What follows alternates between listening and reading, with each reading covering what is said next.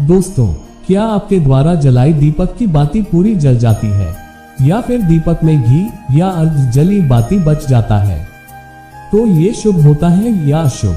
नमस्कार दोस्तों, ओम नमः शिवाय। जय माँ लक्ष्मी। माँ लक्ष्मी आप सभी की मनोकामना को जरूर पूर्ण करे। आज हम फिर से आप सभी के लिए बहुत ही महत्वपूर्ण जानकारी लेकर के आए हैं। आज हम दीपक से जुड़ी हुई कुछ रहस्यमयी बातों के बारे में जानेंगे। उस दीपक के बारे में जिसे हम पूजा करते समय या पूजा घर के मंदिर में या घर के बाहर के मंदिर में जलाते हैं।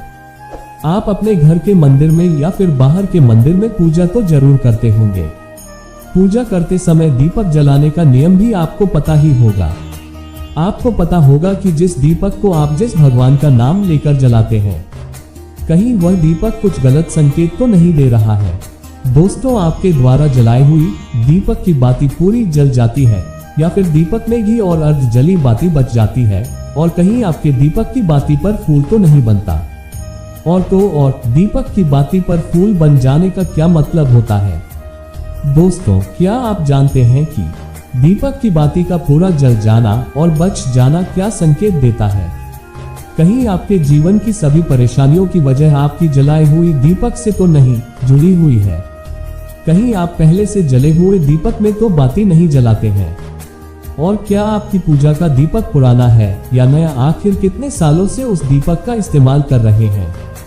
कहीं आपकी यह तो आदत नहीं है कि थोड़े दिनों के बाद दीपक को बदल देने की? तो दोस्तों, आपको जानकर हैरानी होगा कि आप अपने पूजा घर के मंदिर में दीपक जलाते समय अगर यह गलती करते हैं तो आपको इसका परिणाम भुगतना ही होगा। और दीपक की बाती का पूरा जल जाना और बाकी का बच जाना भी अलग अलग संकेत देता है, जो हमारे लिए जानना बहुत जरूरी है। तो इन्हीं सब बातों को जानने के लिए इस वीडियो में अंत तक हमारे साथ बने रहिएगा।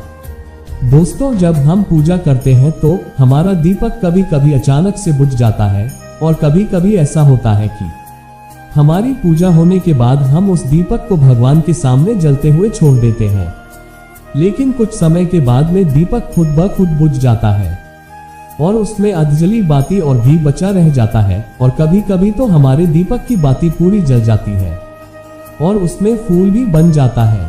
तो उनके अलग अलग नकारात्मक और सकारात्मक परिणाम होते हैं। तो सबसे पहले ये जानते हैं कि अगर हमारे दीपक में फूल बन रहा है तो इसका क्या मतलब होता है? प्रिय मित्रों, अगर हमारे दीपक की बाती में फूल बन रहा है तो इसका सीधा सा मतलब है कि भगवान ने हमारी प्रार्थना को स्वीकार कर लिया है और वह हमारी पूजा से प्रसन्न है। और इसका संकेत वह बाती में बने इस फूल के माध्यम से देते हैं।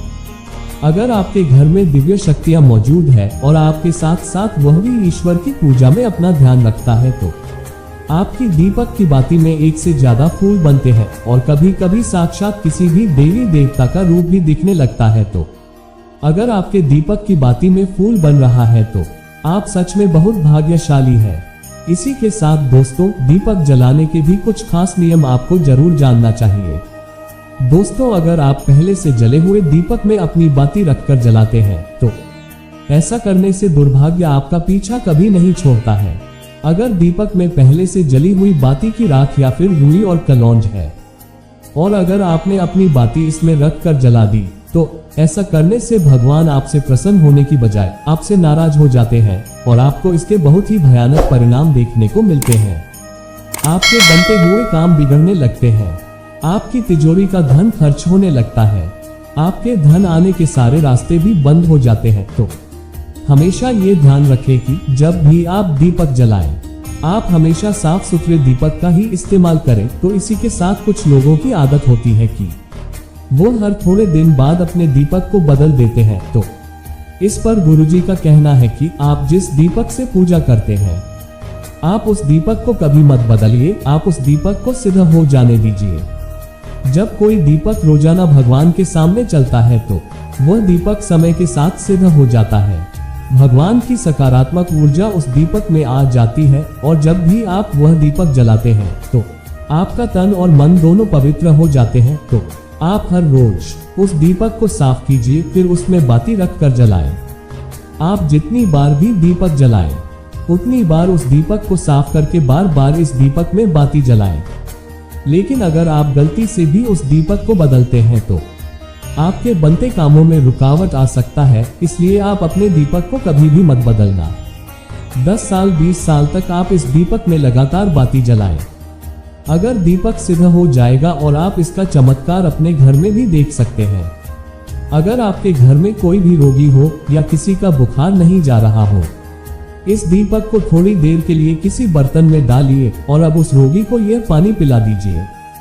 10 से 15 मिनट के भीतर उसका बुखार उतर जाएगा। वहीं अगर आपके घर में किसी को नजर लगी हो या फिर आपके व्यापार में किसी की नजर लगी हो और आपका धंधा अच्छे से नहीं चल रहा हो, तो आप इस दीपक को तांबे के बर्तन के भीतर पानी में भरकर उसमें डाल दीजिए और रात भर के लिए छोड़ दीजिए। अगले दिन सुबह पानी का छिड़काव अपने घर में और अपनी दुकान पर करिए। ऐसा करने से आपको साफ साफ परिणाम दिखाई देंगे, क्योंकि जब हम लगातार एक ही वस्तु का प्रयोग अपनी पूजा में करते हैं तो वह वस्तु शुद्ध हो जाती है। भगवान की जो ऊर्जा होती है वह उस वस्तु में समा जाती है। तो कभी भी अपने मंदिर के दीपक को बदलने की गलती ना करें। दोस्तों, आपके मंदिर का दीपक टूट जाता है या फिर खराब हो जाता है या खंडित हो जाता है, तभी आप उस दीपक को बदल सकते हैं।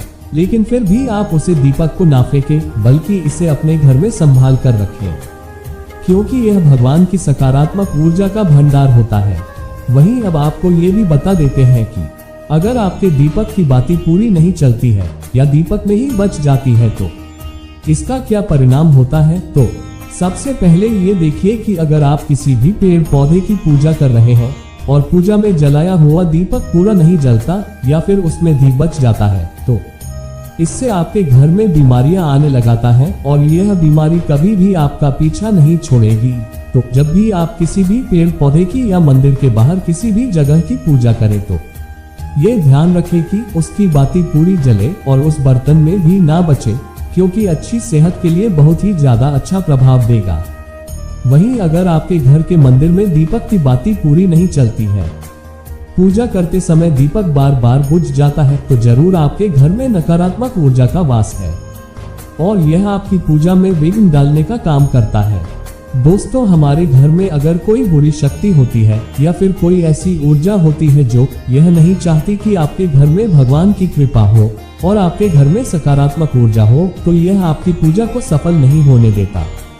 क्योंकि दोस्तों, एक वातावरण में केवल एक ही तरह की ऊर्जा रह सकता है, या तो सकारात्मक या नकारात्मक, और जो बुरी शक्तियां होती हैं वो ये कभी भी नहीं चाहेगा कि आपके घर में देवी शक्तियों का वास हो।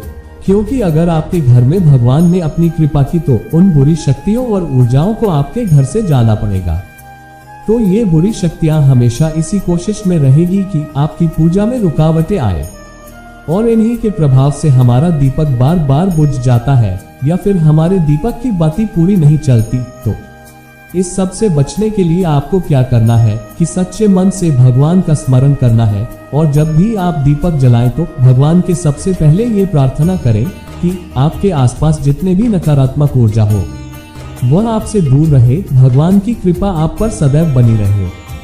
साथ ही ऐसी शक्तियों से बचने के लिए जब भी आप दीपक जलाएं तो गंगा जल से एक गोल घेरा बना ले और इस गोल घेरे में दीपक को रखें, क्योंकि दोस्तों गंगाजल बहुत ही पवित्र माना गया है और महादेव का वरदान भी गंगाजल को मिला हुआ है।